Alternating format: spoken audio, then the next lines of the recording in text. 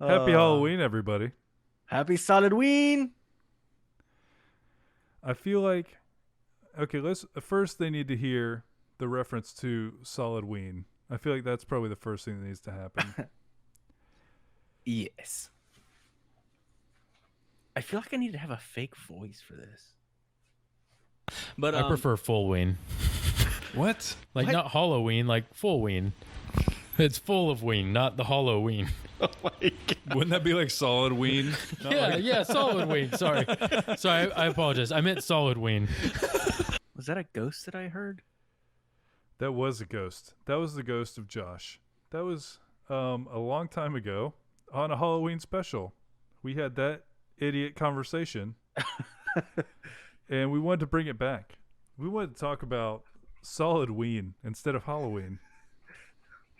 So this is going to be the first annual Solidween special. And we decided to dress up because we wanted to get into the spirit of Halloween. Get in the Solidween spirit. I can't even say it right. I'm like Soloween. I got to get all these show links up. We have so many show links, dude. Yeah, it is pretty ridiculous right now. All right. Got that one. That one. All right. I'm excited about yours. The one about the My candy what? apples and stuff. Your discovery. Oh. I'm excited to talk about that one. Here's the downside of the masks is it's really hard to like drink anything, so we had to get straws. Yeah. and It's then you gonna have be to, great. Watch. Shoot.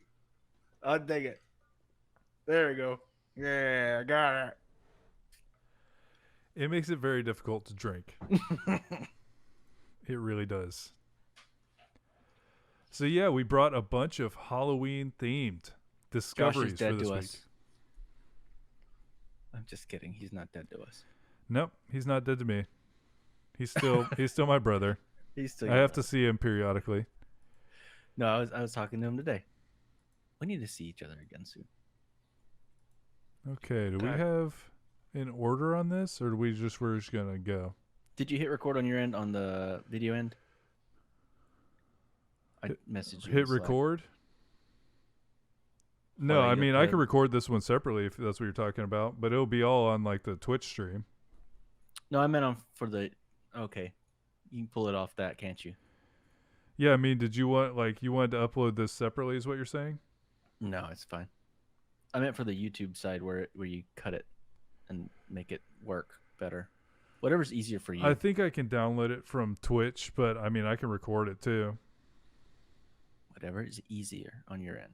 But yeah, no, it's pretty seamless on just moving an entire Twitch stream over to YouTube. But we probably should isolate this one. I feel like maybe tomorrow. Maybe tomorrow I'm gonna play one round of Phasmophobia in my luchador mask with my Florida man wig on with Florida man voice. You should do that, and it 'Cause I shouldn't can't be do one that. round. It should be all morning. I can't do. That's what I'm saying. I can't do this whole episode because I don't think I could do the voice the whole time. But yeah, I think that needs to happen. Florida man voice with that mullet, freaking wig that I have. God, people are gonna think that we're guys from Trailer Park Boys. I hope so. That's a great show. I keep hitting my face on my microphone. My lippy parts of my mask are hitting it. All right, then let me hit the record button on the Zencaster.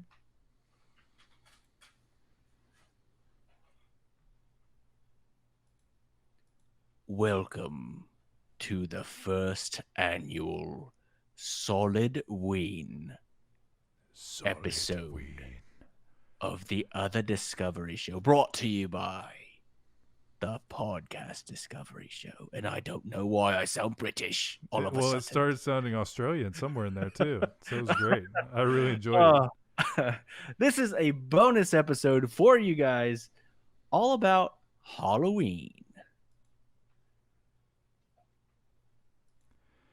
And yeah, I felt like the best place to start with this is essentially how this all started. So apparently this was a pagan festival that at least in the 8th century, probably older than that, called Samhain, that was designated as a time to ward off ghosts. And they would sit around bonfires and they would wear costumes to try and scare off ghosts. And in the 8th century, Pope Gregory III designated November 1st as a time to honor all saints. Soon, All Saints' Day incorporated some of the traditions of Samhain. The evening before was known as All Hallows' Eve, and then over time it became Halloween. And then now it's obviously different. Now it's very different than where it started. But the Celts who lived 2,000 years ago, mostly in the area it's now Ireland, celebrated this. And what they would do is they would all dress up. And I believe that this was like the end of summer and the harvest, and was the beginning of dark, cold winter. So it was like a significant time when this was happening. And they would all dress up as like ghosts or demons or something like that. And apparently they had something called mumming, where they would like kind of act goofy and do things like that. And then they would trade gifts for that. And they think that might be like some of the origins of trick-or-treating. But earlier than that, there was huge sacred bonfires, and they would burn crops and sacrifices and things like that. And they would wear costumes like it was a big pagan celebration that was essentially reappropriated when Christianity moved into the area. So essentially they took something that was like a pagan thing, but then by the 9th century, Christianity had spread over there, and they kind of turned that into a day to honor the dead and not to like celebrate any kind of a pagan holiday. But then essentially there was rigid Protestant belief systems in the early Americas.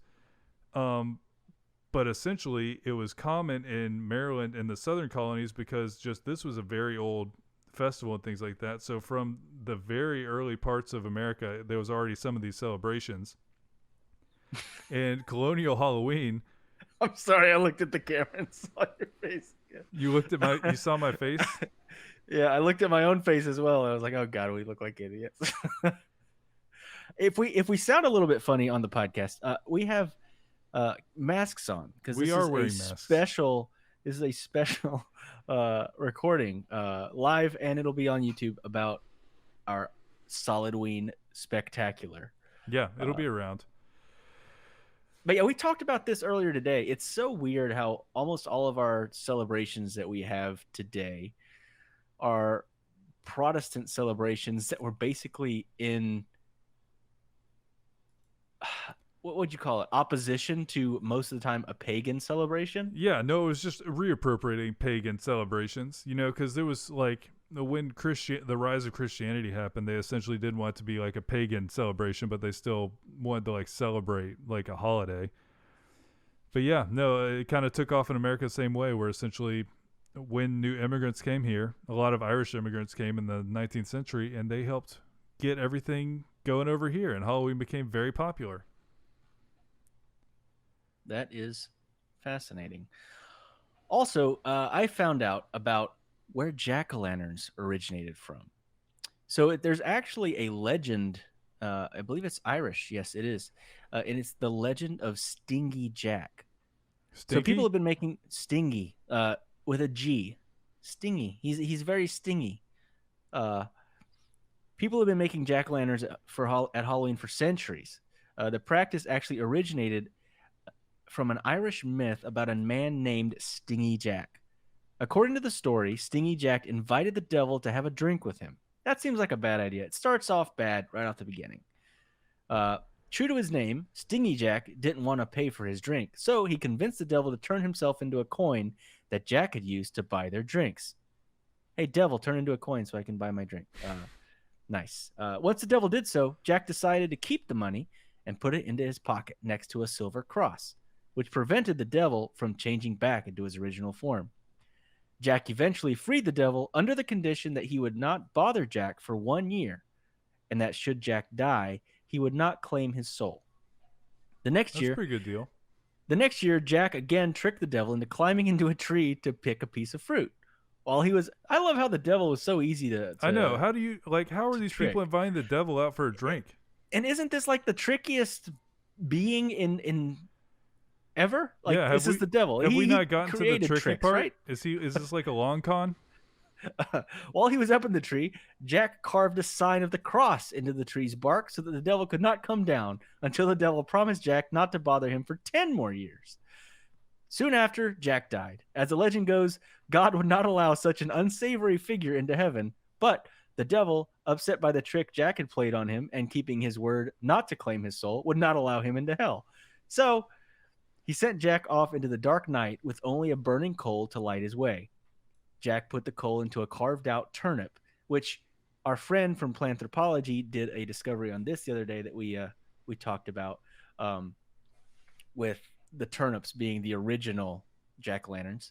And he has been roaming the earth ever since. The Irish began to refer to this ghostly figure as Jack of the Lantern, and then simply Jack-o'-lantern. In Ireland and Scotland, people began to make their own versions of Jack's lanterns by carving scary faces into turnips or potatoes and placing them into windows or near doors to frighten away Stingy Jack and other wandering evil spirits. I thought it was a fascinating story of where jack-o'-lanterns came from. And it just sounds like, it literally sounds like the devil went down to Georgia, Irish version, with turnips and potatoes. Yeah, no, I've seen a turnip jack-o'-lantern, and it is horrifying looking. Like, pumpkins are nothing compared to how disturbing turnips look. Yeah, no, they're terrifying. Spud-a-lantern, yeah. Yeah.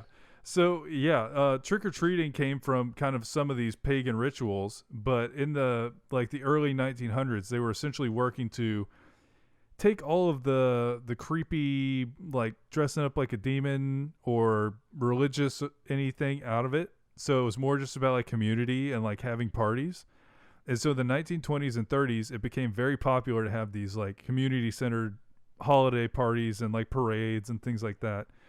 And essentially, they also were doing the trick-or-treating. It was starting to be a fun way for people to essentially all be able to participate in a giant party, but without having to spend a ton of money. I did see that Americans spend an estimated $6 billion annually on Halloween, making it the country's second largest commercial holiday after Christmas. I did not know that. Which explains a little bonus discovery I had here. Have you ever seen a Spirit Halloween store? Only during Halloween time. Yeah, that pops up in every abandoned building in the entire U.S. during this. I'm guessing that's why. Because it's a $6 billion like event that it's literally goes for one night, essentially. Because it's going to be a rager tomorrow night, because it's on a Saturday this year. So it's going to be... And I mean, there's also COVID. And there's a full moon. There's like they said there's a blue moon. There's a blue moon. Yeah, which means there's two full Crazy moons this year. month. So there's a special, the 13th blue moon of the year is going to be tomorrow too. But yeah, People are basically crazy. It's gonna be Spirit crazy. Halloween, which let me figure out the date on this. I think it was 99. Spirit Halloween is owned by Spencer's.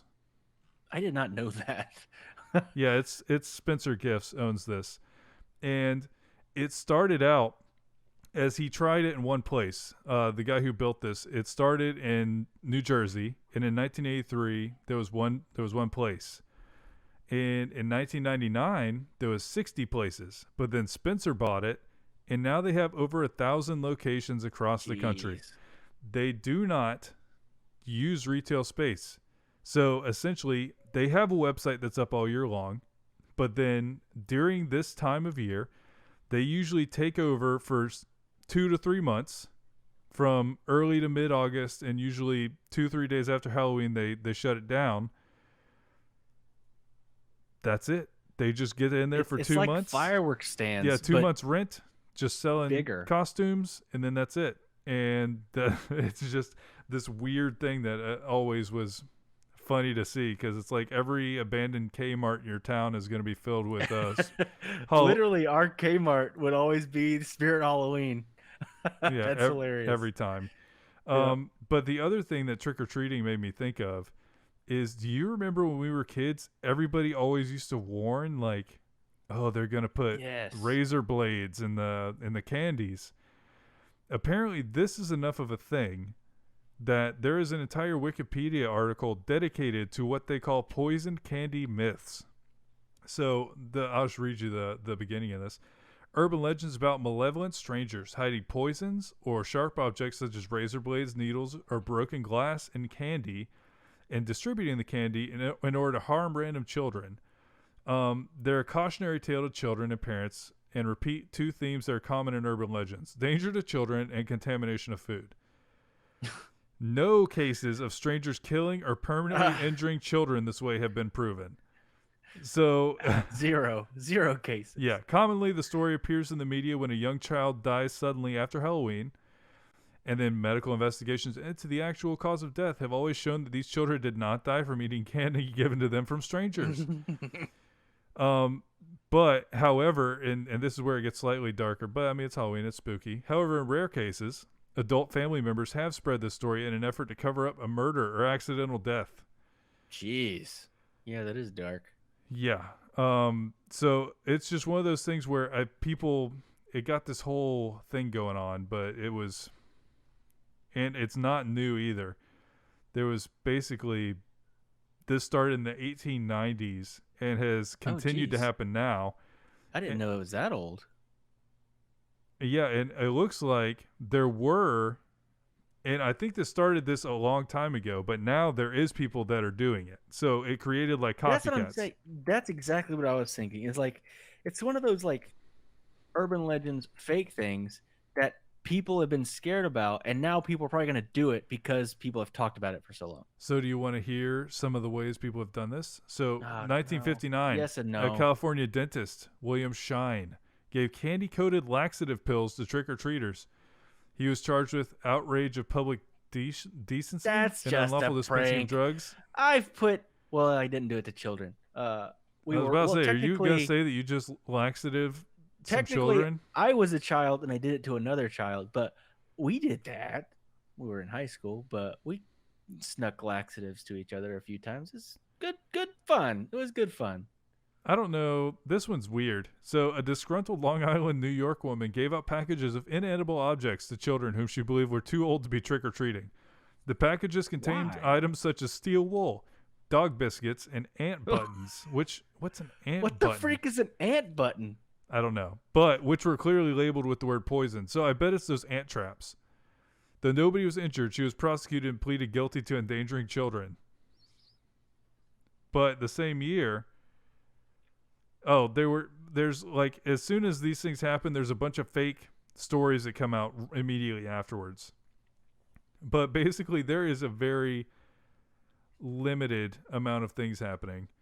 So basically, it's mostly myth. It's very rare that anything like this has even started to happen. And then there's a bunch of misattributed deaths. So just freaking ridiculous. Crazy. Fake news has always been around, guys. Yep. And it probably always will be. It always will be. All right. So Halloween time always reminds me of Dia de los Muertos. You always see a little bit of it. And I'll be honest, I learned a lot about it from freaking when Coco came out. I'm Mexican, but in my family, we've never celebrated this. So I've kind of been fascinated to learn a little bit more about it, because it's not something that we've ever done. We do a lot of traditional things, like we do stuff during Christmas time and things like that, but for some reason we've never celebrated Dia de los Muertos. Anyway, Dia de los Muertos originated in ancient Mesoamerica, so Mexico and Central America, where indigenous groups, Aztec, Mayan, and Toltec, had specific times when they commemorated their loved ones who had passed away. And it's a pretty long celebration. It's not just like one day like Halloween. And it's also not the same day as Halloween. It's actually 2 days later. It's November 2nd is the Day of the Dead. but they celebrate different months dedicated to different like age groups of family members, depending on whether adult or a child or things like that. So November 1st is All Saints Day, which I do remember celebrating that as a Hispanic kid going to the Catholic Church when I was younger. November 2nd is All Souls Day or Dia de los Muertos. I think I did it more on the religious end. I think that's what it was. Is like I don't know. I don't remember. I was a little kid. But what I found fascinating is it's more of a celebration of life and not death. So they believe that death was part of the journey of life rather than death being the ending of life. They believe that new life came from death. So this cycle is often associated with the cyclical nature of agriculture, whereby crops grow from the ground where the last crop lies buried. So I thought that was fascinating. And the whole idea of the ofrenda, or like almost like a an altar to honor the family members that have passed, is an interesting thing to me. So they place pictures, they put water in a pitcher so that the spirits can quench their thirst. They usually have paper banners representing the wind. Earth is represented by food, especially bread. There's always candles and stuff like that. And I didn't see in here, but I think they talk about it other places about like the sugar skulls are like a thing. You know, we see that as kind of like a very stereotypical thing for Day of the Dead. But I don't know what that thing is, what that's from. The Well, sugar here's skulls? a little bit about it. Yeah, this last little bit, it says flowers, butterflies, and skulls are typically used as symbols. The Cempasúchil, a type of marigold flower native to Mexico, is often placed on ofrendas and around graves. With their strong scent and vibrant color, the petals are used to make paths that lead the spirit from the cemetery to their families' homes. So that's what the flowers are for, is to show a path to the deceased family member to their home. Monarch butterflies play a role in Dia de los Muertos because they are believed to hold the spirits of the departed. This belief stems from the fact that the first monarchs arrive in Mexico from the winter each fall on November 1st, which coincides with Dia de los Muertos. Calaveritas de azúcar, or sugar skulls, along with toys, are left on the altar for children who have passed. So that's for the children. Man, that's sad. The skull is used not as a morbid symbol, but rather as a whimsical reminder of the cyclical. That's an interesting word, cyclicality. I didn't know that was a word. I didn't know you could. Cyclicality. I do like that. I like it. Cyclicality of life, which is why they are brightly colored. Anyway, this is a Smithsonian article. It's a great article. It gives you facts about Dia de los Muertos, and I want to expose my children to this one day. I want to learn a little bit more about it and maybe try to celebrate it with my children as, you know, their Hispanic heritage. Yeah, no, that'd be cool. As I wear a luchador mask. Yeah. I feel like that would be a weird move to wear the luchador mask to whatever celebration you go to, but whatever. It seems like it could work. It kind of looks like a sugar skull a little bit. Yeah, a little bit. Okay. In a way. Okay, I need to know what year everybody was born because Cosmo told me what Halloween costume everyone was wearing the year you were born, so we can find out. So like stuff from the 50s, we have like Alice in Wonderland, Singing in the Rain, Peter Pan. Then in the 60s, we get into like Psycho and Breakfast at Tiffany's, JFK. That's ridiculous. Lucille Ball. And then some Star Trek starts appearing as you move closer to the 70s. Elvis, Willy Wonka. And then you have the Brady Bunch, Jaws, Rocky. And then you start getting to Star Wars era. So 76. Yeah. Starts, or 77, Princess Leia was, I'm guessing, basically everybody. Saturday Night Fever. And then we get closer to the 80s when Kirk and I were born. So we have Ghostbusters in 84. 87, so the year I was born, it was RoboCop. RoboCop, huh? Yep. And Kirk, you were 88, right? I was. Yours is way more badass than RoboCop. It's Garfield. It's so much. I hate Mondays. I hate Mondays, and I do love lasagna. Lasagna is great. No, but then you get into like the Ninja Turtles, Morticia Adams, Jurassic Park. One of these just says a lion from the Lion King. So I guess whatever. 97, the Spice Girls.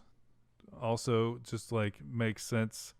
But then I wanted to look at like the 2000s. So 2002, Hermione Granger. 2003, Spider-Man. 2004, Jack Sparrow. Where were you? 90 Twigs? I think that was the Ninja Turtles. Dude, that was such a good movie. Yep. I watched that with my kids, and it was still fun to watch. Ninja Turtles. It's cheesy, but that's a fun movie to watch. Yeah, it's very good. It's very goofy, but it's great. 2005, the Grey's Anatomy cast. So people really just liked wearing normal clothes and a white doctor's coat. It's boring. 2006, Guy Fawkes from V for Vendetta. 2007, Hannah Montana. 2008, High School Musical. And then Lady Gaga. Princess Tiana from Princess and the Frog, I guess. The Lady Gaga one, do you think that everyone just wore meat dresses? Yeah. You're that other one where it was like, what she wore one with like dead Kermits on it, right? And then there was Don't remember that one. Sue Sylvester from Glee. Katniss Everdeen. Iron Man. Frozen stuff. Harley Quinn. Frozen stuff. I feel like Harley Quinn would be still popular. Stranger Things kids, which is weird because they're children. Wonder Woman. The Nun from what is this? I mean, movie? we're talking about kids, right? Most people that are dressing up are children. He says while we wear masks. Yeah. No, I feel like you have to take anything from Cosmo with a grain of salt. But I just thought it was interesting to look at some of that stuff. No, that is fascinating. But yeah, everybody keep an eye out tonight because it'll be tonight when this releases. Halloween night, there's a special blue moon. So a special bonus full moon in the month of October. And it will be a great thing to see a full moon when it's spooky times. Although it will not be. I already took my dog out. Actually, and blue. It's already huge. It's a huge moon. It's big. But I mean, you won't be able to catch another blue moon on Halloween until 2039. So go check it out. Just go look at the sky tomorrow. Guys, thank you so much for joining us for our first annual Solidween celebration on the Podcast Discovery Show. This is a specifically special episode just for Halloween for you guys to enjoy. And we will see you guys next year. No, you can't. You can't leave without singing your song. You've sang it all month. You have to sing it to him. This is Solidween. This is Solidween. Solidween. Solidween. I've heard that several billion times this month. So everyone else had to hear it too. But yeah, thanks for listening, and we will talk to you next week. Happy Solidween! Happy Solidween.